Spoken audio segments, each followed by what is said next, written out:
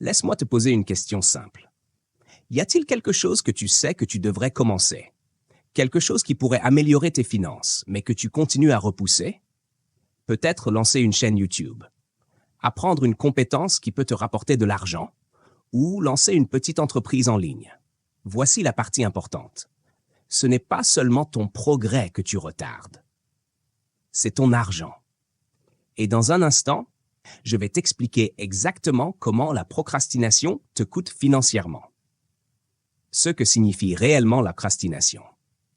La plupart des gens pensent que la procrastination signifie être paresseux. Ce n'est pas vrai. La procrastination signifie simplement savoir ce que tu devrais faire, mais ne pas le faire maintenant.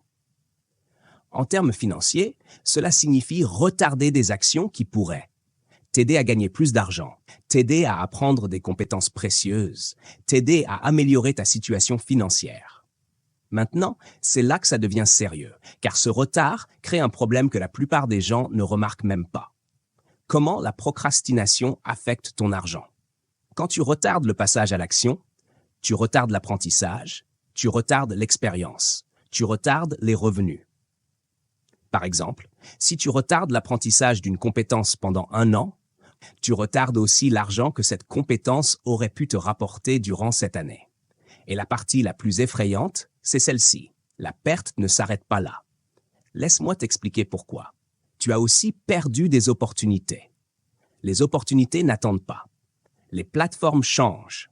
Les tendances changent. Les marchés changent. Quand tu attends trop longtemps, tu rates souvent des opportunités simples qui existaient auparavant. Pendant que tu es là à procrastiner, quelqu'un d'autre avec moins de connaissances que toi a déjà commencé. Et parce qu'il a commencé plus tôt, il a déjà pris de l'avance. Et cela mène à une question que la plupart des gens ne se posent jamais. Pourquoi les gens procrastinent-ils?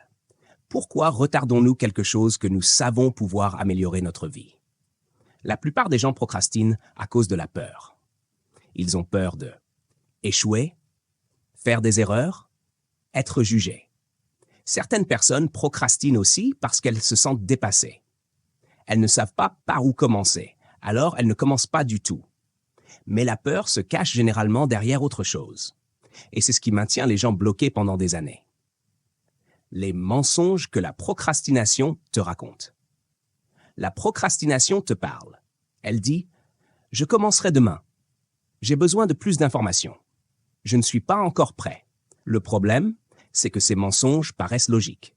Et si tu y crois assez longtemps, tu finis par arrêter complètement de passer à l'action. Alors, comment briser ce cycle? Comment arrêter de procrastiner? Des étapes simples.